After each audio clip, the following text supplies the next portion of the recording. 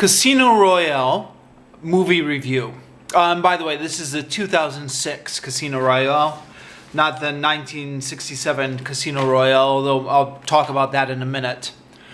Right, so this was the first of the Daniel Craig James Bond movies. By way of brief background, just from my own perspective, I was a huge James Bond fan when I was about, 13, 14, 15.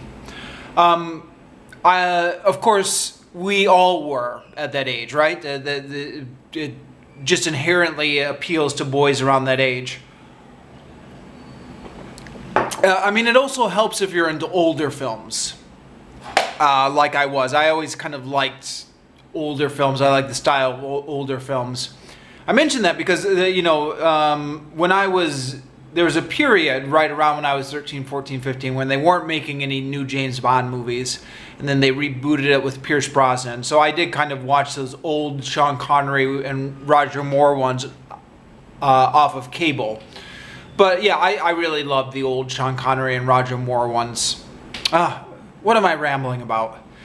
Anyways, after the Pierce Brosnan ones, I was excited when they started making James Bond movies again and brought him back in the first few Pierce Brosnans. I thought the last couple Pierce Brosnan James Bond films got pretty awful. I think most people thought that. I don't know. So then came the Daniel Craig reboot, and it was going to kind of bring Bond back to his roots about being dark and gritty and stuff like that, which is one way to go with it. Another way you could have gone with it is just to retire the hero completely. Because, so much has happened since Dr. No first came out in 1963 or whenever it was. When did Dr. No came out? It was before Kennedy was assassinated, right? I know the appeal of like a pop culture hero like James Bond is that he never dies, just like, Batman and Superman never die. They just keep getting reincarnated for every next generation. But James Bond is different because the whole kind of idea of a Cold War spy is really kind of rooted in the Cold War and kind of, the whole kind of spy genre of the 60s.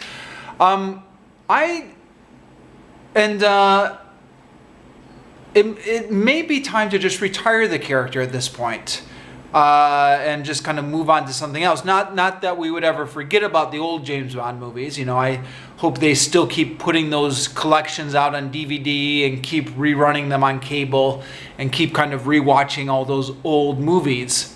But yeah, I'm not sure what the purpose of keeping James Bond around is, other than the fact that name recognition, he's marketable. But whatever, no point kind of whining about that. He's back in this new movie.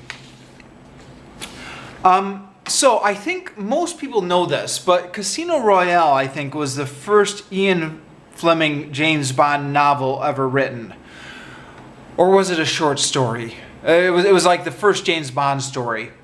And there was some complicated legal reason why they couldn't film it for ages, which I forget why. They did a 1967 parody version, which is quite interesting in its own right, and one of those movies I also saw way back in the day when it was rerun on cable.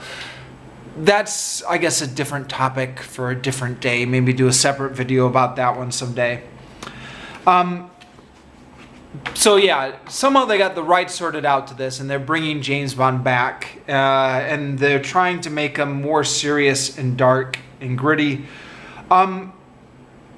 James Bond, as kind of everybody knows, at least as Ian Fleming has originally written him. Oh, I should make the disclaimer, I never read the novels. I know. But I'm familiar with them by reputation, or at least what everybody says about them. And everybody always says that he was originally written to be kind of this cold, I don't know about brutal, but kind of emotionless spy who famously in Casino Royale shoots a woman character and then says the bitch is dead. And so people have always, as far as I can remember, been talking about bringing Bond back to his roots and making him more this kind of cold killer again instead of like this goofy character that he turns out to be in some movies. There was a fair amount of buzz around the Daniel Craig movie when it came out that this was a new direction they were going in, but that's always been there in some parts. I mean, even in the Pierce Brosnan movies, and The World Is Not Enough, he remorselessly shoots a woman he has just slept with. I think there are other examples of this throughout the Bond franchise. But yeah, in Casino Royale, they do reproduce the line, "The bitch is dead." So they're kind of bringing him back to his roots, or at least that's what this movie was advertised as. Something that confused me and confused a lot of people at the time is this was supposed to be a whole reboot of the Bond franchise.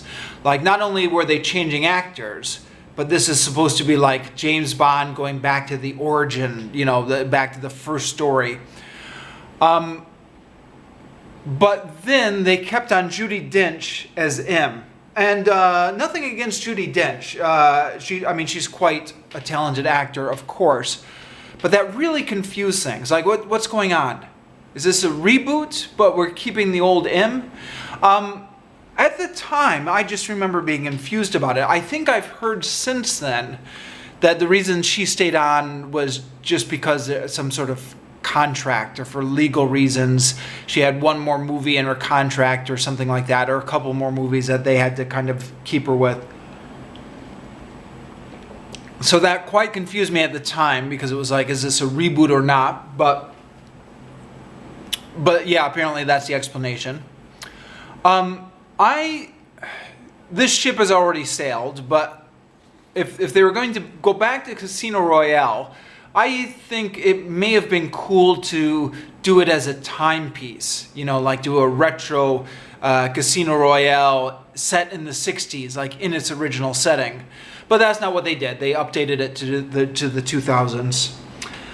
There is an extended poker scene, which in the Daniel Craig one, which emphasized Bond's cunning side and gives the film a bit of high class casino glitz. And the action sequences are very well done, some good choreography and suspense. So I'll give the movie that. Yeah. On the other hand, after 21 movies, we just can't help but get into cliches here. I mean, it's like another Batman movie. There are just certain beats you have to hit. He's a suave secret agent. He drives slick cars. He sleeps with beautiful women. How many times do we have to be reminded of this? On the other hand, somebody new turns 13 every day, so there will always be an audience for these movies.